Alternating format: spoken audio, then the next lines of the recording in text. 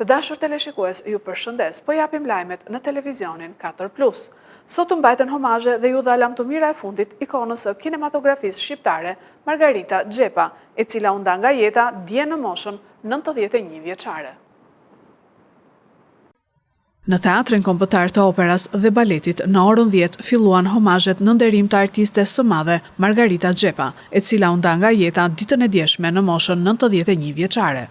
Homazhet vazhduan deri në orën 13, siç kishte njoftuar Ministria e Ekonomisë, Kulturës dhe Inovacionit. Koleg, familjar, figura të njohura të fushave të ndryshme dhe qytetar shprehën respektin dhe mirënjohjen për kontributin që ikona e kinematografisë shqiptare ka dhënë në artin dhe kulturën shqiptare. Djali i saj, aktori Ndriçim Xhepa, tregon ditët e fundit të nënës së tij.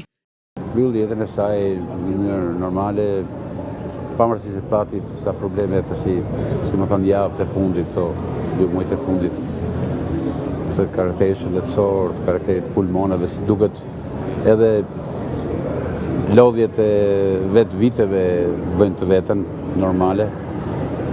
Por ajo nuk kishte një natyrë të çuditshme që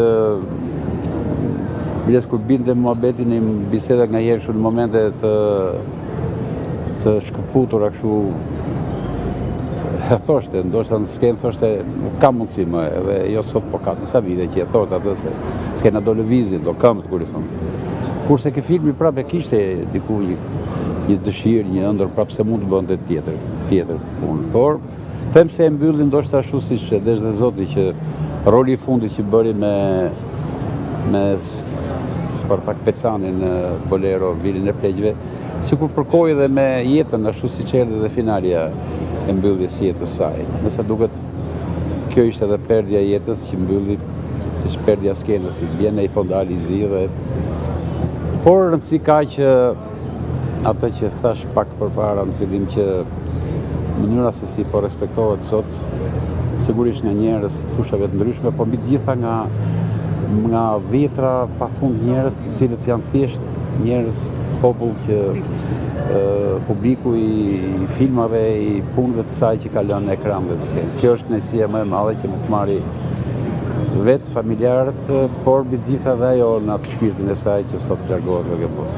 Ruaj kujtimet më të jashtëzakonshme me të, ajo do të mbetet e paruar dhe të Kardashit ajo ka lënë figurën e saj dhe sot po ta shikoni në këtë omazh të përmorshëm, si thua, ka një si thua vizit, një ardhje, një trysni, po ta them më mirë, të njerëzve që duan të vinë edhe të nderojnë. Pas homazheve, zonja e madhe e teatrit dhe kinematografisë, Margarita Xhepa, është përcjell për në banesën e fundit me lule dhe duartrokitje nën tingujt e marshit funebër të luajtur nga banda e qytetit. Nxënësit e shkollave të Lushnjës nderuan kujtimin e zonjës së madhe lushnjare Margarita Xhepa me homazhe simbolike që u zhvilluan tek Muzeu Historik. U mbajtën sot në Lushnjë homazhet tek Muzeu Historik në nder të aktores së madhe të teatrit dhe kinematografisë shqiptare, që ishte edhe vajzë lushnjare Margarita Xhepa, e cila u nda nga jeta ditën e djeshme. Nxënësit e shkollave nderuan kujtimin e saj.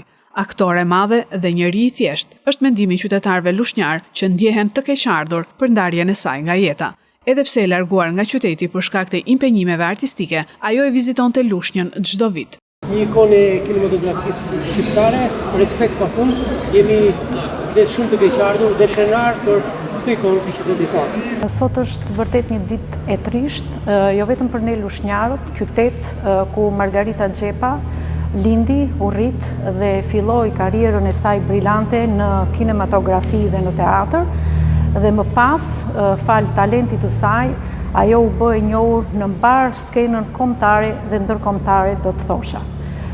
Me qytetin e saj të Lushnjës, ajo ishte mjaft e lidhur. E thoshte me mburrje kudo, jam vajzë lushnjare. Jo më larg se vjet, ne në kinoteatrin që mban emrin Vaçe Zela, e kemi patur prezent të madhen Margarita Xhepa dhe dëgjuam legjenda e Butrintit, kur ajo aktroi si për herë me mjaft mjeshtëri dhe bëri të gjithë sallën të drithëronte. E tillë ishte Margarita. Ajo jo vetëm e interpretonte rolin, por ajo e jetonte me shpirt. Margarita Xhepa, për mendimin tim, nuk shuhet kur, sepse disa njerëz vinë në këtë botë për mos ikur kur. E tillë ishte dhe Margarita. Ajo me rolet e saj brillante do të mbetet në çdo familje, jo vetëm lushnjare, por edhe shqiptare. Mirënjohje pafund veprës saj e pa harruar qoftë për jetë. Kemi ardhur për herë të fundit zonjën e nderuar të madhen Margarita Xhepa. Njëkohësisht ne mbajmë emrin e saj, edhe do ta çojmë nderin e saj deri në fund. Si artiste e madhe e kombit e trojave mbar shqiptare. Edhe rrujmë shumë kujtime nga zonja Margarita Xhepa. Disa takime si private dhe tek shtëpia që kemi bërë, na ka pritur me shumë përzemërsi.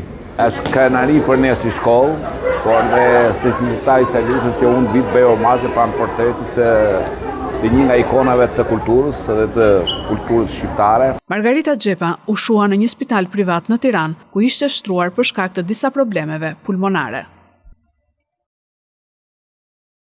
9 raste janë identifikuar me sëmundjen e fruthit vetëm gjatë muajit mars tek fëmijët e pavaksinuar në Fier. Mjekja Nila Moçi pohon se vaksinimi mbetet mbrojtja më e sigurt ndaj kësaj sëmundje. Shpërthimet e fruthit në mbar botën kanë vënë në alarm edhe autoritetet shëndetësore në vendin tonë. Vetëm gjatë muajit mars 2025 në Fier janë identifikuar 9 raste tek fëmijët e pavaksinuar. Sipas mjekes epidemiologe Anila Moçi, rasti i parë i konfirmuar ka qenë një fëmijë i cili pas qëndrimit 2 javor në Itali është kthyer i infektuar, pasi prindrit e tij kishin refuzuar bërjen e vaksinës kundër fruthit. Një tjetër vatër i infeksioni shpërtheu më pas në një kopësht dhe pavarësisht se të gjithë fëmijët e prekur janë trajtuar në spital dhe aktualisht janë në gjendje të mirë shëndetësore, mjekja Moçi paralajmëron rrezikun e përhapjes së fruthit në rast refuzimit të vaksinës. Ka një qarkullim goxha të fruthit në moshën pediatrike dhe sidomos të pavaksinuarit. Siç e dini dhe juve, një individ që të mbrohet nga sëmundja e fruthit duhet të ketë bërë 2 vaksina, një në moshën 12 muajsh dhe një në moshën 5 vjeç, që të krijojë imunitet, por ka dhe raste të cilët nuk arrin ta krijojnë këtë imunitet. Prandaj duhet të vaksinohen që të gjithë, që të mbrojmë dhe personat që nuk mund të vaksinohen, që janë rastet që s'mund të vaksinohen për arsyet e ndryshme shëndetësore apo probleme të tjera. Mjekja epidemiologe pohon gjithashtu se vaksinimi mbetet mbrojtja më e sigurt ndaj kësaj sëmundje, duke kundërshtuar zërat se vaksina kundër fruthit shkakton autizëm. Debati i autizmit unë ndihem jo mirë që është thënë e stërthënë. Është në shumë vite më përpara. Në qoftë se kishim një artikull që tregonte për 8 fëmijë, ka artikuj të tërë, ka OBSH-ja, CDC-ja, institutet e të gjithë botën e kanë vërtetuar që autizmi nuk shkaktohet nga vaksina e fruthit. Gjithsesi, keni shumë të drejtë, kemi një rritje të zërave antivaksin, madje ka dhe një rënje prej vitesh të mbulesës vaksinale në lidhje me vaksinën e fruthit. Dhe në Fier kemi një grup, nuk dua të shënjëzoj, po kemi një grup individësh, religioni mund ta them, që refuzojnë vaksinën e fruthit. Jemi në kohë, pasi tani në muajin prill ne kemi javën europiane të vaksinimit dhe për këtë arsye ne do të bëjmë dhe një takim me gjithë grupet e interesit. Pra me qendrat shëndetësore, me personeli që mbulon me vaksinim, do të bëjmë me zërat antivaksin. Një shpërthim i tillë i fruthit në Fier është regjistruar në vitin 2018, ku në qarkun e Fierit u prekën 8 persona. Përballë kësaj situate, mjekja Moçi u ka bërë apel të gjitha institucioneve arsimore parashkollore dhe shkollore të mos pranojnë fëmijë të pavaksinuar sipas kalendarit kombëtar të vaksinimit, pasi bëhen shkak për përhapjen e fruthit dhe te fëmijët e tjerë. Qytetarët lushnjar u shprehen të pakënaqur për kamerën tonë që nuk mundën të tregonin respektin për vajzën e qytetit të tyre, pasi nuk ishin njoftuar për homazhet sot. Bashkia nxori vetëm një njoftim në Facebook. Bashkia Lushnjë, përveç një organizimi të thjesht me nxënësit e shkollave për të nderuar ndarjen nga jeta të ikonës së kinematografisë dhe zonjës së madhe lushnjare, Margarita Xhepa, nuk organizoi asgjë tjetër, ku të mundësonte qytetarëve lushnjar dhënien e lamtumirës së fundit, idhullit të tyre dhe bashkëqytetares së tyre. Bashkia u mjaftua vetëm me një njoftim në rrjetin social Facebook për homazhet që u zhvilluan sot në ambientet e brendshme të muzeut historik. Qytetarët nuk kishin dijeni për homazhet sot dhe u shprehën të lënduar që ju mohua kjo mundësi. Jo, nuk e di. Nuk e di. Do doni të kishit bërë homazhe në një vend? Patjetër. Po nuk e di se ku bëhen dhe si bëhen. Nuk e di për maj. I qoftë dhe u i lehtë, dhe nder dhe respekt për te. Unë di më në Tiranë. Aktorin e madhe lushnjarë. Po këtu në Lushje, dini gjë, a ka në Lushnjë? Nuk jam djeni vëndë. Çfarë përshtypjesh ke për zonën Margarita Xhepa? Është e parrishme. Një nga aktorët më të mëdhenj që mund të ketë pasur shikon. Kanë zgjerë 3 euro në Shqipëri. Edhe një nga edhe Shqipëria dhe kombërisht. Nuk e di. E dim. Ku bëhen homazhet? Ku do shkoni ti bëni? Tu në Lushje nuk e di, po di që bëhen në Tiranë. Edhe Margarita është një nga artistët më të mëdha që ka patur Shqipëria. Një zonjë e nderuar, njëri tamam për ta respektuar kujtimin e saj. Zonjë shumë veçe. Vepra ta vazhdojnë fëmijët e saj dhe të jetë gjë e mirë. Ajo ka qenë soj grodha edhe mam do që ai çikë një fragment në pylli i lirisë, ke parasysh. Që fin për të qarë kur son lafet të që. Qa të bësh ajo? Aq ka shkruar Perëndia. Vrasja e 22 vjeçares Ilaria Sula ka shkaktuar zemërim dhe protesta tek studentët e Universitetit La Sapienza të Romës. Ne duam të jemi gjallë, shkruhej në pankartat e tyre. Protestat studentore për vrasjen e 22 vjeçares shqiptare Ilaria Sula para Fakultetit të Shkencave Statistikore të Universitetit La Sapienza të Romës u kthye në një revolt kundër dhunës ndaj femrave dhe femicidit.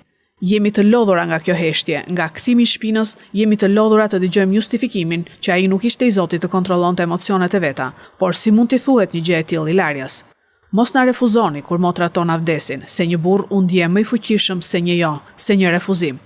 Nëse ndahemi nga dikush, duam të jemi të respektuara, jo të persekutuara, shkruhej në një nga pankartat që mbanin në duar studentët e pranishëm në Tubim, ndërkohë që poshtë statujës së Minervës, perëndesha romake e drejtësisë, mençurisë dhe fitores, dallohej mbi shkrimi: ne duam të jemi gjallë. Rreth 2000 studentë dhe studente u mblodhën para Fakultetit të Shkencave Statistike në kujtim të Ilaria Sulas, e vrarë nga ishi dashur i saj Filipinas, Mark Anthony Samson, ku hodhën simbolikisht boj vjollce përpara rektoratit.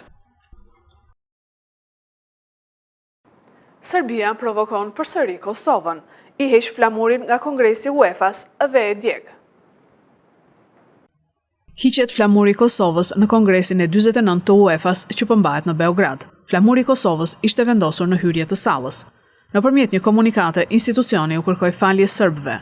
Kongresi 49 i UEFA-s po zhvillohet në Beograd, një nga ngjarjet më të mëdha që është mbajtur ndonjëherë në vendin ton. Organizimi i jashtëzakonshëm u zbeh nga një neglizhencë e organizatorëve, të cilën një pjesëmarrës në kongres u përpoi ta shfrytëzonte për interesa jo futbollistike. Reaguam së bashku, shpejt dhe me vendosmëri dhe me përgjegjësi të plot, informojmë publikun se nuk ka asnjë flamur apo simbol të Kosovës në Kongresin e UEFA-s në Beograd, thuhet në komunikat. Federata e Kosovës reagoi duke thënë se janë përfaqësuar në Kongres me simbolet dhe flamurin e shtetit. E kuptojmë se prania e delegacionit të Kosovës në kryeqytetin serb, si dhe fakti që flamuri i shtetit ton u valvit për krah atyre të shteteve të tjera, vazhdon të jetë i papranueshëm për politikën dhe një pjesë të opinionit në Serbi. Megjithatë, shteti i Kosovës është një realitet i pakthyeshëm dhe sa më shpejt që ta pranojnë këtë, aq më shpejt do të kontribuojnë në normalizimin e marrëdhënieve sportive dhe shtetërore, shkruan FFK-ja. Deri tani nuk ka patur asnjë reagim nga UEFA, kurse në një video të postuar në rrjetet sociale dhe të transmetuar nga Kurir, shihen disa huligan serb të cilët djegin flamurin e Kosovës të mërkurën pas mesnate. Ky është edicioni i lajmeve për sot. Lajmet i gjeni dhe në internet në websajtin 4plusmedia.tv. Bashkë, mirupafshim.